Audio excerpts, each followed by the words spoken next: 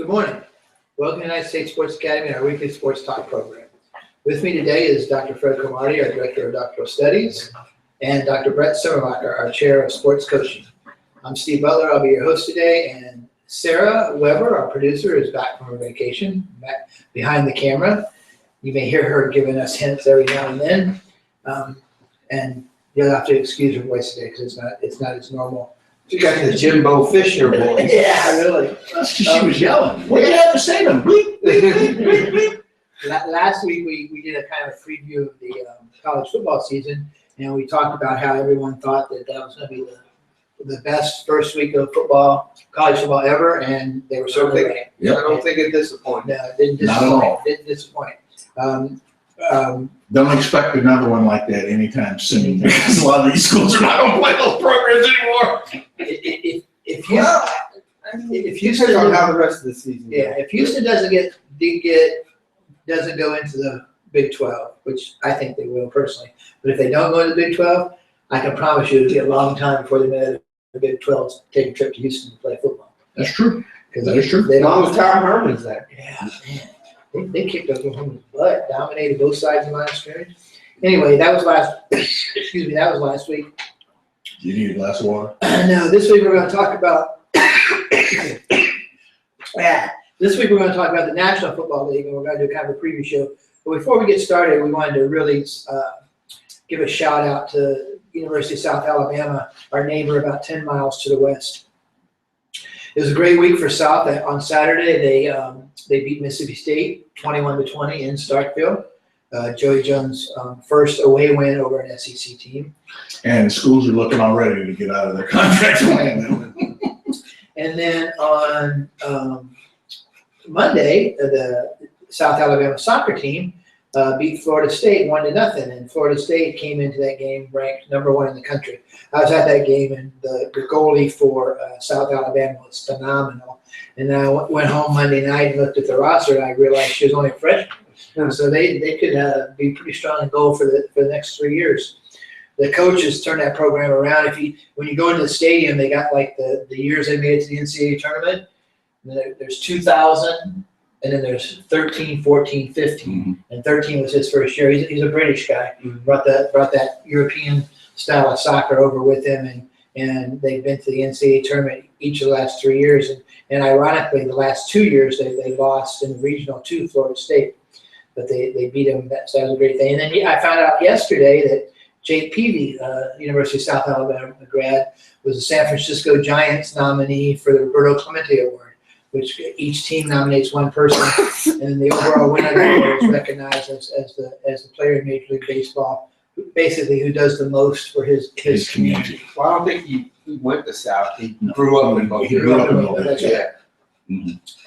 And then the other Mobile, what is his name that got called up yesterday? The center fielder. George Patterson. George Patterson. George Patterson, who went to high school here in Mobile and South Alabama.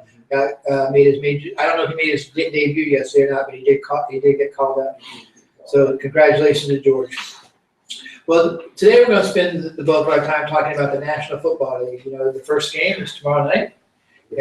A rematch of sorts from. It's not a rematch. Yes, it is. It's a whole new season of Super Bowls in the past. It's a rematch of the Super Bowl teams for last year. Oh, okay. I will argue. Let's see if Von Miller survives. we will. I will. We talked about this yesterday, and hopefully, if Carolina wins, hopefully nobody on ESPN or any other networks makes a comment that they revenged their Super Bowl. Wait a minute. If it is a rematch, are they bringing Peyton Manning out of mothballs? Well, Dusting him off? Yeah. Get him off the couch? He's going to He's not going to eat cupcakes. He's going to have to check his schedule. That's exactly right. Yeah, those commercials are hilarious. I've got a coupon for that. We've got the odds to win the Super Bowl for each of the teams, and the over/under. You can actually, for example, the Arizona Cardinals are 8-1 to win the Super Bowl, and their over/under is 9.5. So up until tomorrow, when the games kick off, you can bet, for entertainment purposes only, of course, that Arizona will either win 10 games or more, or 9 games or less. And take your shot at some of those. The highest ones on the over/under are Green Bay at 11, and then there's Seattle, Pittsburgh, New England, and Carolina at 10.5. And the lowest one on that list is Tennessee Titans Tennessee. at 5.5 games, and the Philadelphia Eagles at 6.5 games. So just taking a look at the over/under, if you were going to make a small investment, which of those ones do you think? Let's go with the over first. Which team do you think is, in your opinion, is almost a lock to win more games than where Las Vegas set the line? I'm gonna go with the Cardinals. I think the Cardinals got a solid roster there. Carson Palmer, if he starts starts out well and stays healthy in that, I think they can surprise a lot of people. Larry Fitzgerald's got a lot of football left in him. He's healthy, and he's got a lot to bring to that team in terms of overall leadership in that. And between him and Carson Palmer, I think that the Cardinals are one of the teams that are going to have to be contended with. Okay. I think the Raiders. That's because you're a Raiders fan. But see, Jack Del Rio, what he did last year with that team, they've only grown. That was last year. They've had, I understand that, but they had a pretty good, significant offseason as far as signees. And if their defense can step up to the table and stop some teams, I think that they could be a surprise this year. Yeah, I was actually going to say the Raiders as well. At 8.5, I think the Raiders are locked to win 9 games. Yeah, a lot of the prognosticators on television are actually picking the Raiders to be a playoff team this year. We'll talk about. I misspoke before. I missed Cleveland here at 4.5 games. They are the lowest. They'd probably be at 14.5 if they would have kept the best quarterback in football, Johnny Manziel. Well, he decided to go back to college. That's a whole different story. Story belongs. Does he have any eligibility left? Well, it might be quarter point.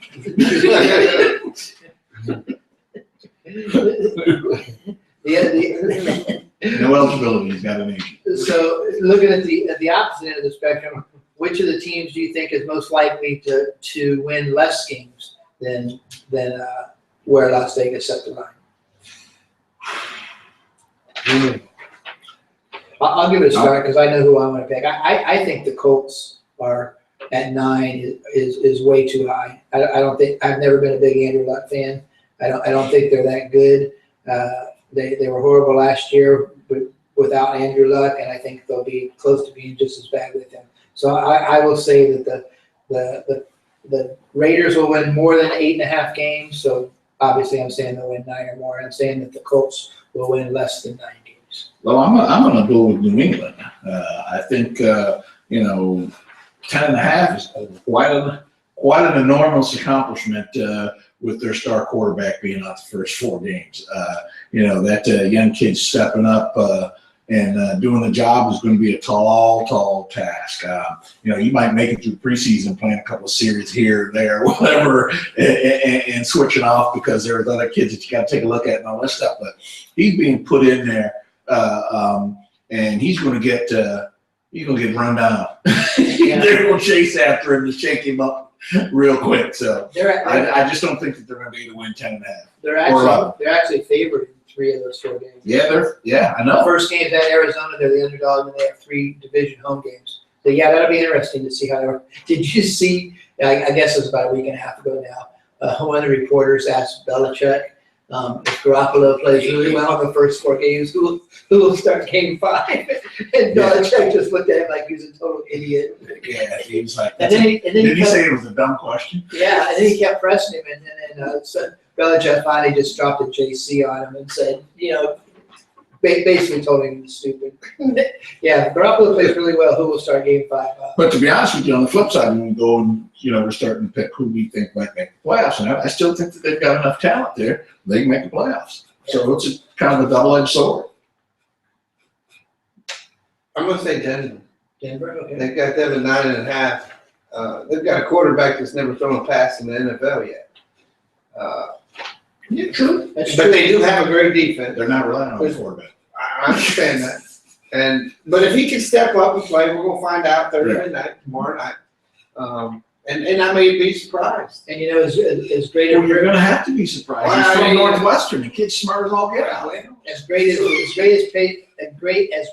career as Peyton Manning had, I think we all realize that they won last year in spite of Peyton Manning instead of because of Peyton Manning. Because they had the fewest yards ever in 50 Super Bowls, fewest yards from scrimmage of any Super Bowl winning team, and probably the worst quarterback play of any team that ever was. He's got a couple Super Bowls underneath his belt, Matt, and a lot of people say he didn't win either of them.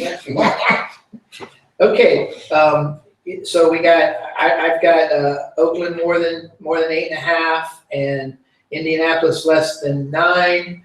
Brett has Oakland more than 8.5, and Denver less than 9.5, and Fred has Arizona more than 9.5, and New England less less than than 10.5. 10.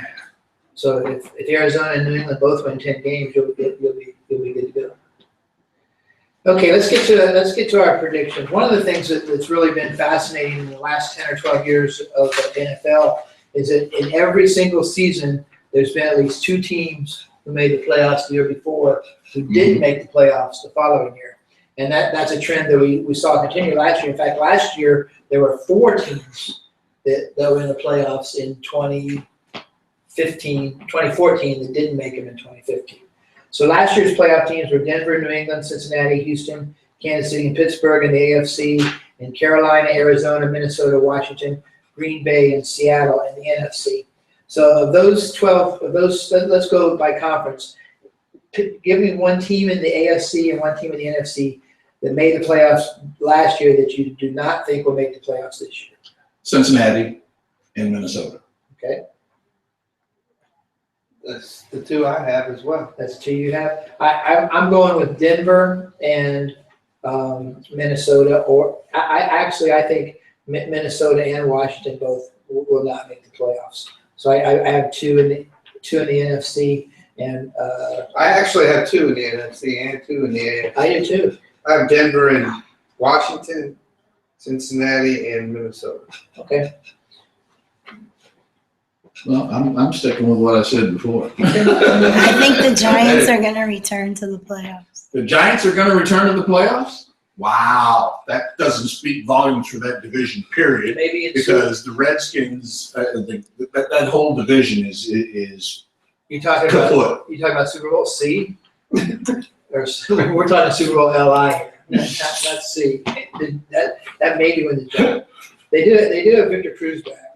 Ooh, Yeah, yeah, he can do his end zone dance. For what? He's not going to score anything. Okay, so we have our teams we don't think will make it back to playoffs this year. Go ahead, Brent, give me your 6 teams from the NFC, or I'm sorry, 6 teams from the AFC that you think will be the playoff teams this year. I've got Buffalo, Baltimore, Kansas City, Houston, Pittsburgh, and the Raiders.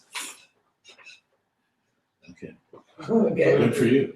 I have New England winning the East, Kansas City the West, Pittsburgh the North, Houston the South, and then I got the Raiders and the Bengals as wild cards. I'm going with the Patriots, Steelers, Titans, Raiders, Broncos, and Ravens.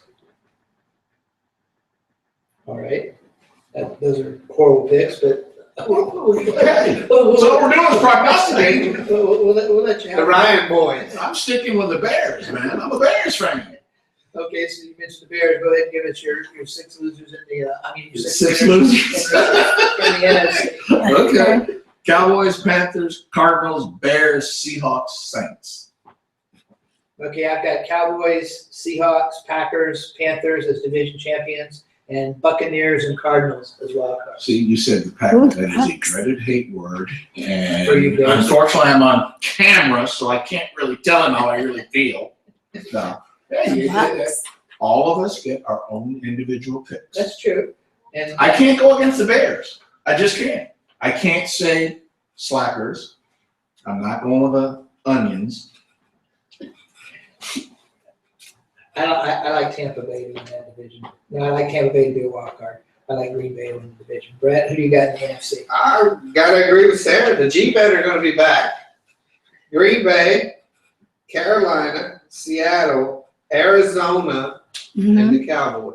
Mhm. Okay, so all Neither of you can go back to the Midwest because you're wanted in Chicago. They've got you. They've got you. They're looking out for you. did you pick the Cowboys? I did. It was It- wild card. That's interesting that all three of us picked the Cowboys, and they don't have Tony Romo. Well, because I think that he was the reason they never made the playoffs. Well, he can't stay healthy. But Right. the Cowboys actually have some talent. And the thing that's going to be really questionable for them, I think Dax can step in and play good because they have a solid offensive line. Zeke. But see, that's going to be the key, is whether Ezekiel Elliott can hold up. Mhm. And they're going to run him like no They're tomorrow. going to run him like they did. Murray 2 years Yeah, ago. Murray a couple years ago, but and, see- Emmitt Nick- Smith, and Yeah, all the great backs. well, that see, they've had. McFadden's out right now because he's had an arm problem. So Zeke, as tough as he is, as solid as he is right now, it's a whole different ball game taking that pounding from NFL defenses than it is in college, because in the NFL They don't run like you do. But and basically they might be on a losing team, they're still NFL players. Right. And I don't think anybody would argue with the sentiment that the Cowboys have the best offensive line in the NFL right now. Oh, no question. And No question. Murray survived everybody was talking about the number of carries he had 2 years ago. It was like 390 touches or some outrageous number, and he seemed to survive that pretty well. So it'll be interesting to see Dak. I think we all like Dak Prescott. We got to see him play here at Mississippi State, and hindsight being 2020, I think it's kind of funny that Jimmy Jones and his son are coming out saying that they wouldn't trade him for Carson Wentz or Goff right now. Well, that's it. That's who they got to hitch their wagon up to and let it work. Let it work. Goff didn't get. He's not going to play. No, he's not even going to be active. he's He's not even going to be active. Okay, so we agreed about 3 or 4 teams in each of the conferences for the playoffs. So I'll let you start, Brad. Who do you think is going to be in the Super Bowl? Okay, Great Raiders. minds think alike. Seattle versus the Raiders. Seattle and the Raiders. Yeah. Good luck on that one. Not happening. You got the Bears and who? I got Seahawks Raiders. I do. I have You all Seahawks the Raiders. same thing? They Isn't that amazing? Yeah. You can be in 2 different offices and come up with the same 2 teams. And remember we did our baseball preview show, like we all picked the same Right. MVP and stuff. Anyway, I've got Patriots and Panthers. I think New England's going to play the chip on the shoulder all year. And one of my hopes is, and I picked the Patriots to win the Super Bowl, by the way. One of the things I'd really like to see this year, and I'll ask you guys what the one thing you'd like to see. But the one thing I'd really like to see this year is the Patriots win the Super Bowl, and Robert Kraft, Bill Belichick, and Tom Brady all flip off Roger Goodell and refuse to shake his hand at the Super Bowl ceremony. What would you like to see? Whoa. I really would like to see the Browns do pretty well. Hmm. They've had some turmoil over the years, and with the Cavaliers winning and the Indians are doing so well, I'd like to see the Browns kind of being from Ohio and Got some good players. they've got some great players. It's just Got a good coach now too. yeah. Hugh Jackson. Yeah. I've always kind of liked RG3. I think he got a bad deal in Washington because he was drafted into one system and then Gruden brought in another system that didn't fit his style. Well, the game that he Well, it was got. even before Gruden. They know the Shanahans didn't like it. Well, the They game didn't before he got really injured. Yeah. The plays before he really got injured, he should have never been in the game. Exactly. They sacrificed him. Yeah. Anyway, I Well, hope the Browns do well. Well, one of the things is not dealing with any of the teams in that. I just would like to see that the NFL starts to become more consistent with how they deal with certain issues in relationship to the power that is given to the commissioner to distribute in terms of violations and all that good stuff. Okay, the 49ers got rid of Miller. The league should say he's out, period. Okay, you've got the kid, the kicker up in with New York, the Giants, Brown. He should be out. You can't continue to have the kinds of problems that we have, and the commissioner is all over the place with how to deal with the situation. Coming to set pattern, he's already established it. There's precedent. He gave Ray Rice 6 games, then he said he's banished. So, I don't believe in banishment, but 6 games across the board, period. I mean, there's proof that this guy, there's proof that this guy has been consistent with his, belligerent behavior towards his wife or, former wife. There's consistent information out there that Miller has had his problems in the past. And let's not come with these excuses they drank and all this good stuff and everything like that. Be consistent. That's all I say. All right. Well, we look forward to Super Bowl LI. Sounds kind of weird. But, at least. We'll all be surprised at the Bears creep in. Yeah, everybody will be surprised. Go Cubs. Baseball season is winding down. This is a great time of year. NASCAR is getting close to the Chasers, their playoffs. Next week's the last race of the regular season. Tiger Woods is coming back. Tiger Woods is coming back. Did you hear the payout for both of the teams, Tennessee and Virginia Tech, for Bristol this weekend? $4.5 million a piece. Yeah, Wow. it's gonna be interesting. But they're estimating over 155,000 at the game. Yeah, I'm interested to see how they turn that into a football. Well, they've done it. It's pretty I know amazing. they've done it. I haven't It's- seen anything yet. Yeah, I saw they had a segment on ESPN about it, and it's all grass that they're bringing in and laying it down. And actually, the company that is doing it is right down here in Belle Shore. Wow. They got some good grass down there. Got some good Apparently sand. so. Yeah, Is it on a Saturday night or is it? Yeah, Saturday. Saturday. I'm glad you mentioned that because that will be the largest crowd ever to watch a sporting event in North America. And it will also be the test. If it's successful, it will not happen next year, they're saying, but there's a possibility that they could have future games at other racetracks. So it's not contingent upon attendance and all this stuff. It's contingent upon the quality of the field and the playing surface and all that good stuff. And If that logistics. survives, they're going to play. Yes, we'll see. It's a chance to make money. Bristol's unique because they don't have garages in the infield. There's a lot of racetracks that you could not play football, but Bristol, it looks like a big version of the stadium of Michigan, for example, which is a big bowl with 160,000 seats and nothing in the middle. So yeah, there's not very many racetracks where they'd be able to put a football field. So it'll be interesting to see what the actual attendance of that game is and see how that works out. Anyway, enjoy the first week of the NFL season. The second week of the college football season, not nearly the caliber of games This week, this yeah, week. that's true. Alabama's playing Western Kentucky and Florida's playing Arkansas But it's State. still our weekend dosage of Auburn's playing football. Arkansas State, yeah. Yeah, I mean, even it could be a couple of bad teams. If it's football, we'll at least tune into it and see what's going on. South Alabama's an 11-point underdog against Georgia Southern. Yeah, But as Randy Patrick said on TV last night, not to worry, they were a 24-point underdog against Mississippi State. watch Anyway, out for those South Dakota Jackrabbits.